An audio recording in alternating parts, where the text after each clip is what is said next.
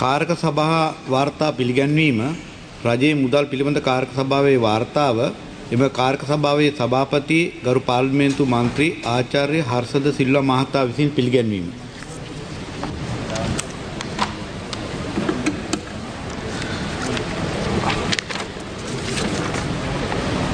Honorable Speaker, I present the report of the Committee on Public Finance on the Appropriation Bill for the financial year 2025 in terms of the Standing Order 121-5 Roman 1 of Parliament on the fiscal, financial and economic assumptions used as the basis in arriving at total estimated expenditure and revenue of the budget.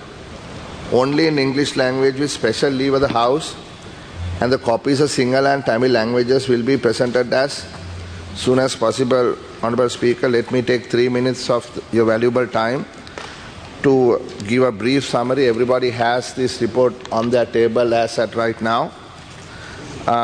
What we have done is we've looked at the budget that was presented a week ago, and according to standing orders, we must present a report on the fiscal and financial assumptions used in the basis as the basis in arriving at total estimated expenditure and revenue before the commencement of the committee stage of the appropriation bill. So this is one report. There's another report that's due. We will present that. That's based on that refers to the estimates with the allocation of monies in compliance with the government policies that we will present to this House on Thursday morning before the committee stage begins. So this report consists of 92 pages, and we have gone through the budget. We have looked at the assumptions on the revenue and expenditure, and we have prepared this summary report. First, it talks about the legislative background upon which these reports are presented, and also the budget is prepared. So key is the Public Financial Management Act, the Economic Transformation Act, and the Public Debt Management Act, Honorable Sir. Next, we look at the key macroeconomic projections for the budget for 2025, where the basic assumption is the growth rate of the economy, and it is expected to grow between 3 to 5% for this year. However, we have mentioned here that the growth remains vulnerable to global trade uncertainties, geopolitical risks, and climate-related disruptions. On the inflation, sir, inflation is expected to return to the 5% target by the third quarter of this year after several quarters of deflation. The relaxation of import restrictions is expected to boost tax revenue, but may also widen the trade deficit and exert pressure on the foreign reserves. Also, we talked about ensuring fiscal and monetary policy coordination along with structural reforms will be critical for maintaining macroeconomic stability and achieving the fiscal targets of 2025. Then we analyze the revenue projections in the budget for 2025. Estimates for this year projected to increase by 1.67% of GDP, primarily driven by indirect taxes. The government's revenue strategy heavily relies on vehicle imports, contributing to between 50 and 70% of the total revenue increase. Then compliance with the IMF extended fund facility targets hinges on achieving tax to GDP ratio of 13.9%, sir. But any delays or setbacks in vehicle importation or administrative inefficiencies could jeopardize this goal.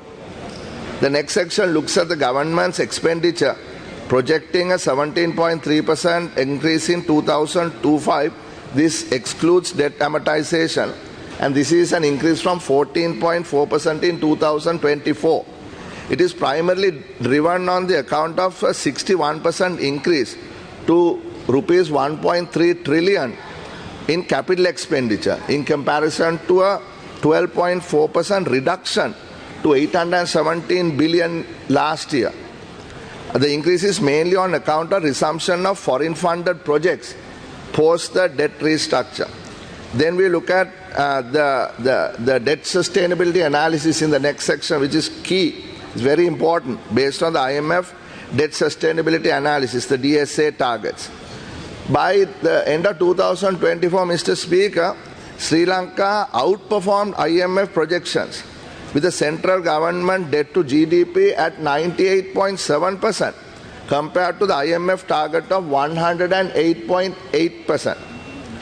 Sri Lanka's debt trajectory remains on a positive path, benefiting from improved economic performance, a stable exchange rate, and lower than expected inflation as per the IMF projections. Finally, sir, we conclude with some concerns pertaining to the budget process. Initial assumptions provided to our committee stipulated that the budget estimates are prepared based on the assumption of Sri Lanka recording a 10% nominal growth rate, and this was made up of a 3% real growth and 7% or 6.7% GDP deflator for this year.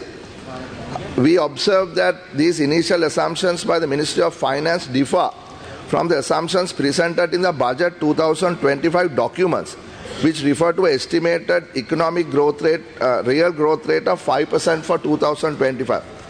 So this concludes the summary. But I want to mention that we haven't still got our team in place. We haven't still got a technical team.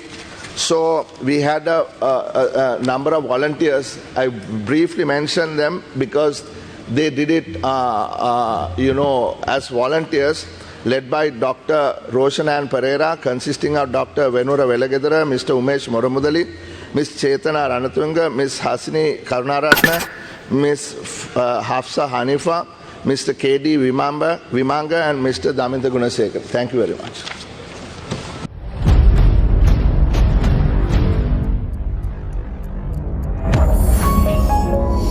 You're watching the Lifetraveler channel.